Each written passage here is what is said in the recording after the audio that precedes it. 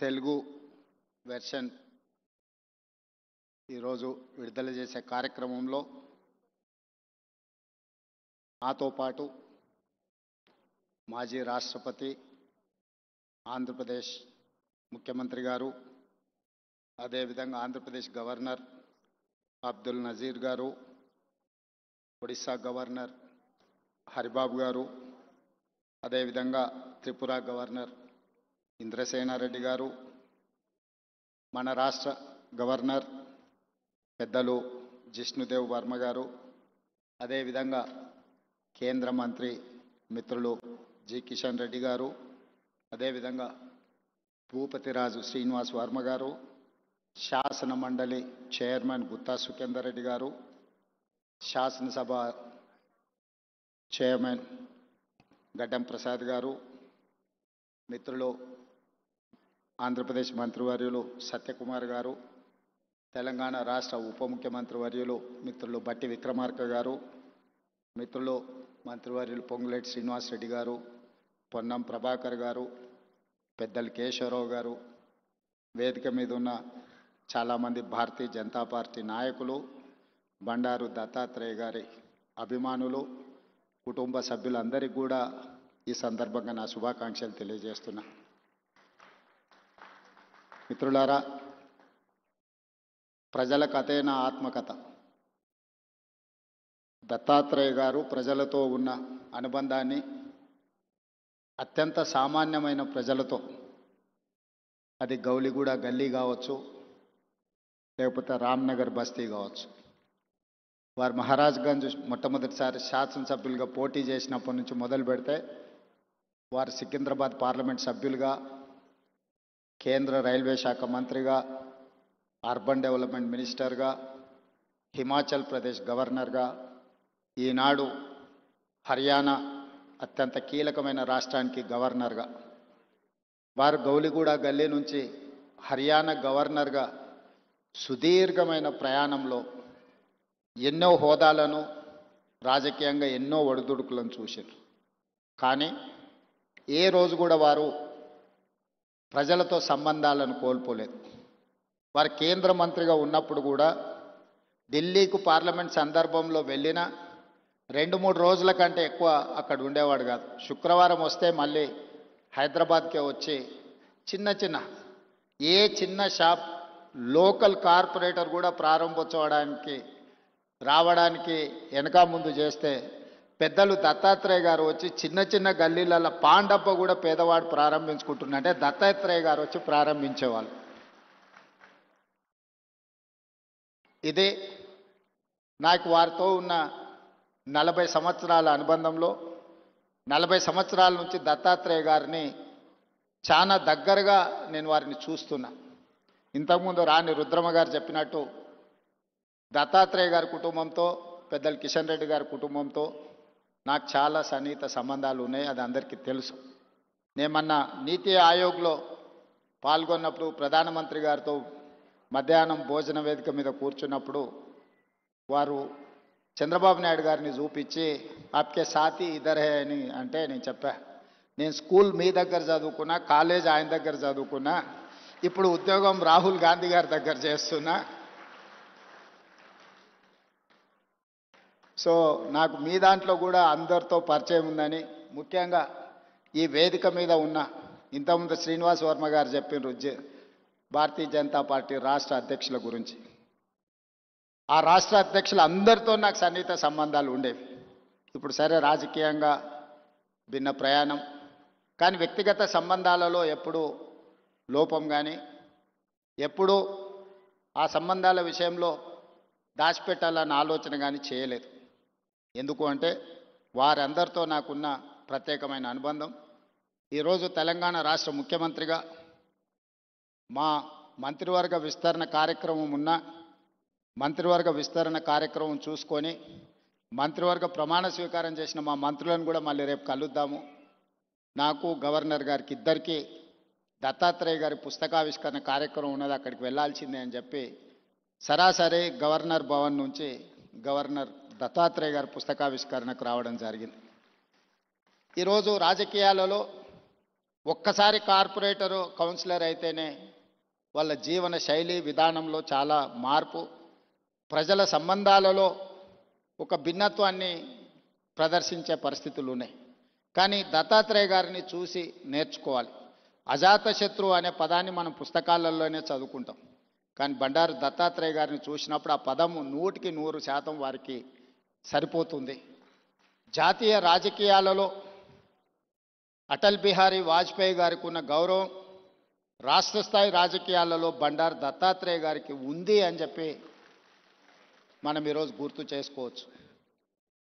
అటల్ బిహారీ వాజ్పేయి గారు ప్రతిపక్షంలో ఉన్నా, ప్రధానమంత్రిగా ఉన్నా, పార్లమెంట్ సభ్యుడిగా ఉన్నా, ఎన్నికల్లో ఓడిపోయినప్పుడు కూడా అటల్ బిహారీ వాజ్పేయి గారి గౌరవం ఎప్పుడూ తగ్గలేదు. పదవులతో వారి గౌరవం పెరగడం, పదవి లేకపోతే వారి గౌరవం తగ్గడం ఏమాత్రం లేదు అని అటల్ బిహారీ వాజ్పేయి గారిని మనం ఏ విధంగా అయితే అనుకుంటామో అదే విధమైన పోలిక పెద్దలు బండారు దత్తాత్రేయ గారికి ఉన్నది. వారు పార్లమెంట్ సభ్యుడిగా ఉన్నా లేకపోయినా, కేంద్ర మంత్రిగా ఉన్నా లేకపోయినా, గవర్నర్గా ఉన్నా లేకపోయినా, ఈ తెలంగాణ రాష్ట్రంలో ముఖ్యంగా ఈ జంట నగరాలలో బండారు దత్తాత్రేయ గారిని గౌరవించని రాజకీయ నాయకుడే లేడు. ఏ పార్టీ అయినా అయి ఉండొచ్చు. అదేవిధంగా అలాయ్ బలాయ్ కార్యక్రమం తెలంగాణ రాష్ట్ర సాధనలో కీలక పాత్ర పోషించింది.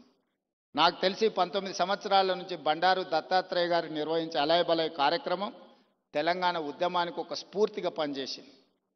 రాజకీయాలలో ఇతర అంశాలలో భిన్నాభిప్రాయాలు ఉండేవాళ్ళు ఒక వేదిక మీదకి ఎప్పుడైనా అరుదుగా కనిపిస్తారంటే అది దత్తాత్రేయ గారు నిర్వహించే అలాయ్ బలాయ్ కార్యక్రమంలో కనిపించేది.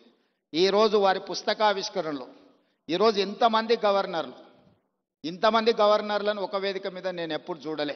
ఈరోజు గవర్నర్స్ పరేడ్ లాగా ఉన్నది ఈ వేదిక. అంటే వ్యక్తిగతంగా వారితోనున్న అనుబంధంతోనే వీళ్ళందరూ ఇక్కడికి రావడం జరిగింది.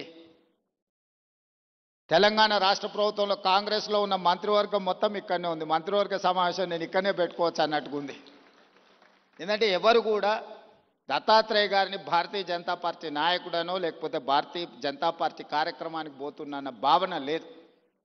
ఒక మర్యాద కలిగిన రాజకీయ నాయకుడి కార్యక్రమానికి వెళ్తున్నామని చెప్పి ఈరోజు అందరి వేదిక మీద కనిపించడం జరిగింది. ఏది ఏమైనా వారి ఆత్మకథను, వారి జీవన శైలిని, విధానాన్ని నూతనంగా రాజకీయాలలోకి రావాలనుకున్న వాళ్ళు పరిశీలించవలసిన అవసరం ఉన్నది. నేర్చుకోవాల్సింది చాలా ఉన్నది. మేమందరం, నేనైతే మొదటి నుంచి వారిని దగ్గరగా గమనిస్తున్నా.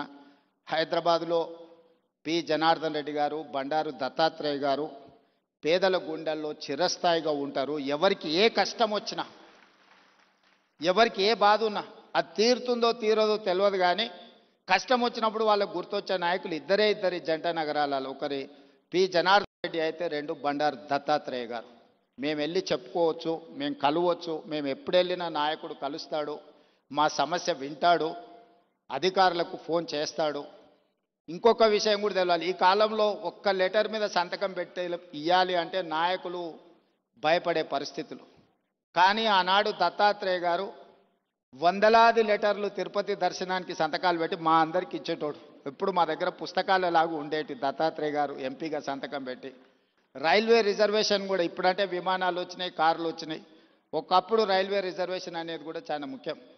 దత్తాత్రేయ గారు పుస్తకాల కొద్దీ ఆయన లెటరేట్స్ మీద సంతకాలు పెట్టి రైల్వే కూపన్లకు కూడా వారు సంతకాలు పెట్టించేటోళ్ళు. అదేవిధంగా ఒకప్పుడు టెలిఫోన్ కనెక్షన్కి కూడా చాలా విలువ ఉండేది.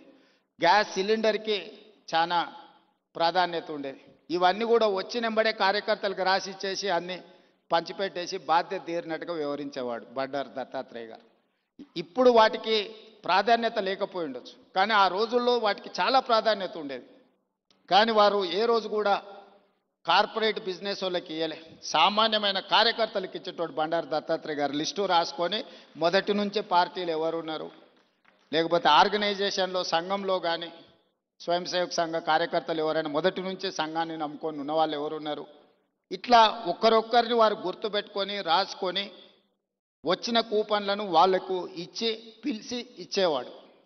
సో ఇది ఈనాటి నాయకులు చాలామంది కొత్త తరం రాజకీయాలకు రావాలనుకున్న వాళ్ళు గుర్తుపెట్టుకొని నేర్చుకోవాల్సిన అంశము. దత్తాత్రేయ గారు ఆదర్శనీయులు. ఇది ముఖస్థుతి కోసమో వేదిక మీద పిలిచిండ్రు కాబట్టి వారిని అభినందించడానికో మాట్లాడుతున్న విషయం కాదు. వారు నికార్సుగా పాటిస్తున్న విషయము. అలాంటిది కొత్త తరం రాజకీయ నాయకులు నేర్చుకోవాలి. మేమందరం తీసుకునే నిర్ణయాలలో, మేము ప్రజలను కలిసే విధానంలో తప్పకుండా దత్తాత్రేయ గారు, పి జనార్దన్ రెడ్డి గారి స్ఫూర్తి మా నిర్ణయాలలో ఉంటుంది. ముఖ్యంగా జంట నగరాలలో ఈరోజు ఆ స్థాయికి ఎదగాల్సిన అవసరం ఉన్నది నాయకుడు. ఈరోజు ఆ లోపం కొట్టొచ్చినట్టుగా జంట నగరాలలో కనిపిస్తుంది. ఈరోజు ఎవరికైనా సమస్య వస్తే జంట నగరాలలో ఆ స్థాయిలో పీజేఆర్ లేకపోతే దత్తాత్రేయ గారి స్థాయిలో ప్రజలకు అందుబాటులో ఉండే నాయకత్వం తగ్గుతూ వస్తున్నది. ఈ జంట నగరాలలో ఉండే నాయకులు ఇంకా కష్టపడాలి. వాళ్ళందరూ కష్టపడతారని, ఏదైనా మా దృష్టికి వచ్చిన అంశాలను తప్పకుండా పరిష్కరించే వాటిని పరిష్కరిస్తాం, సహకరిస్తాం. అదేవిధంగా పెద్దలు కిషన్ రెడ్డి గారితో నాకున్న ప్రత్యేకమైన అనుబంధం ఈ వేదిక మీద నేను ఎక్కువ చెప్పాల్సిన అవసరం లేదు. వేదిక మీద ఉన్న వాళ్ళకి, ఇక్కడ ఉన్న వాళ్ళందరికీ తెలుసు. వారు నేను కలిస్తే తెలంగాణ రాష్ట్రం అభివృద్ధి పదం వైపు వేగంగా దూసుకెళ్తుంది. రాజకీయాలకు అతీతంగా కిషన్ రెడ్డి గారిని గౌరవించుకుంటూనే, అప్పుడప్పుడు ప్రశ్నించుకుంటూనే తెలంగాణ రాష్ట్రాన్ని అభివృద్ధి పదం వైపు నడిపించడానికి నేను ఎప్పుడు ముందుంటానని తెలియజేస్తూ, మీ అందరికీ మరొకసారి శుభాకాంక్షలు తెలియజేస్తూ సెలవు తీసుకుంటున్నాను. ధన్యవాదాలు మిత్రులారా.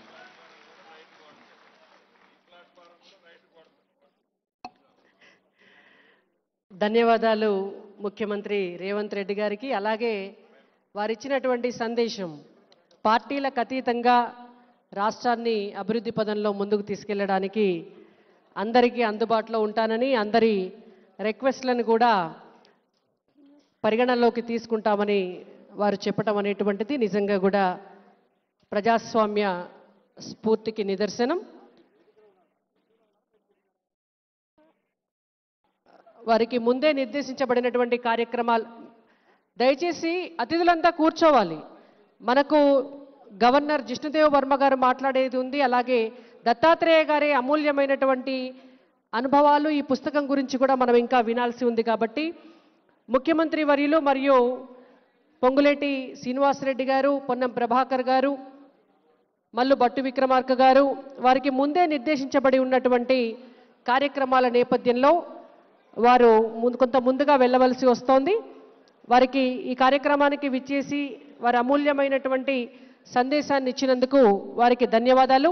ఇప్పుడు తెలంగాణ గవర్నర్ శ్రీ జిష్ణుదేవ్ వర్మ గారికి ఎమ్మెల్సీ అంజిరెడ్డి గారిని షాల్వాతో సత్కరించవలసిందిగా వారికి విన్నపము.